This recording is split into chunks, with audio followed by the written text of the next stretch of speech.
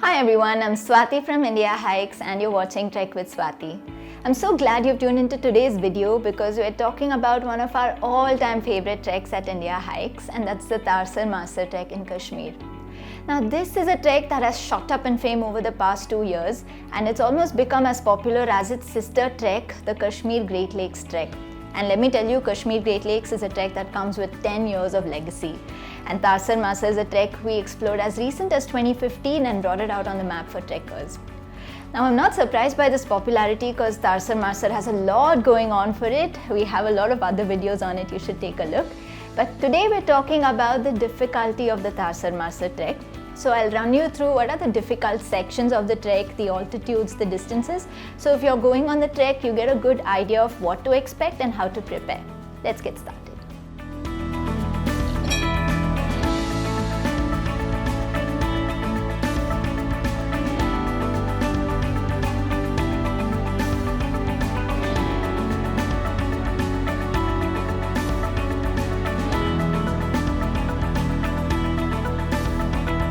Now, how difficult is the Tarsar Marsar trek? Very frankly, I can wrap this video up in 30 seconds because really there's nothing much difficult on the Tarsar Marsar trek compared to other Himalayan treks. Let's talk about the altitude, for instance. Now, if you take a look at this altitude chart on the screen, you'll see that it's a very gradual ascent right from the first day all the way till the last day. And each day you're gaining just around 1000 feet, maybe a maximum of 1500 feet, which is not much of an altitude gain. It's a very, very good ascent, very easy on the legs and very leisurely if you ask me. So in terms of altitude, even though you're climbing up to 13,000 feet, there's nothing much to worry about. Now let's talk about the distances. So almost on every day of the trek, you're covering around 5 kilometers on an average. So this is a very, very short distance for a Himalayan trek. Only on the first and the last day of the trek, you have long distances to cover. So on the first day when you're going from Aru to Liderwat, that's a 10 kilometer section. But if you see the map, you're gaining just around 1000 feet in this section and you really have nothing to worry about. You're walking in the valley with the Lider river next to you. It's a very pleasurable walk. And on the last day when you're coming down from Homwas back to Aru, that is a 13 kilometer trek and a huge chunk of it is a descent.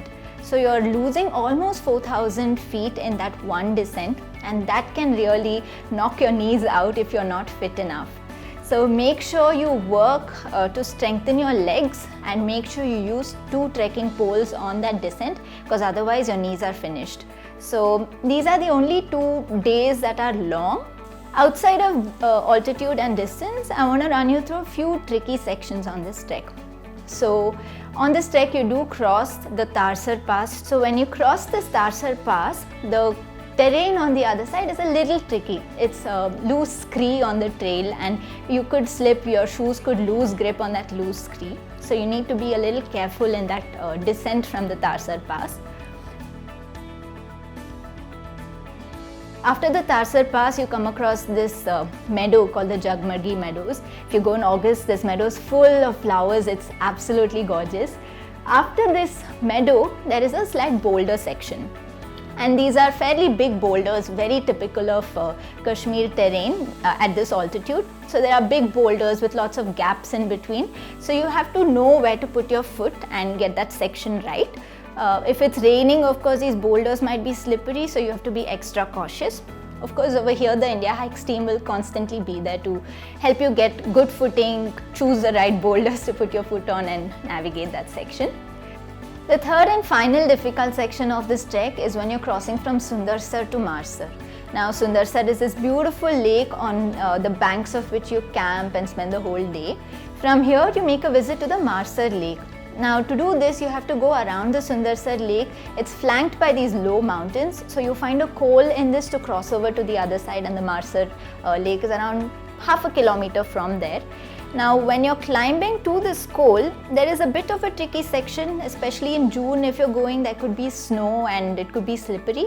So in this section, you need to navigate properly. You'll need 2 trekking poles, you need good trekking shoes, and you'll need the help of our guide and our trek leaders who will always be around you. That is about the difficulty of the Tarsar Marsar trek. If you have any questions about it, drop in a comment. I'll be happy to help you. We have a lot of other videos about trekking in Jammu and Kashmir, how safe is it, how beautiful is it. We have a lot of videos, so check out that playlist, check out the rest of our videos as well. We'll be back with more, so to make sure you're notified of our future videos, make sure you hit the subscribe button and hit the bell icon next to it. Thank you for watching. I'll be back. I'm Swati from India Hikes and you're watching Trek with Swati.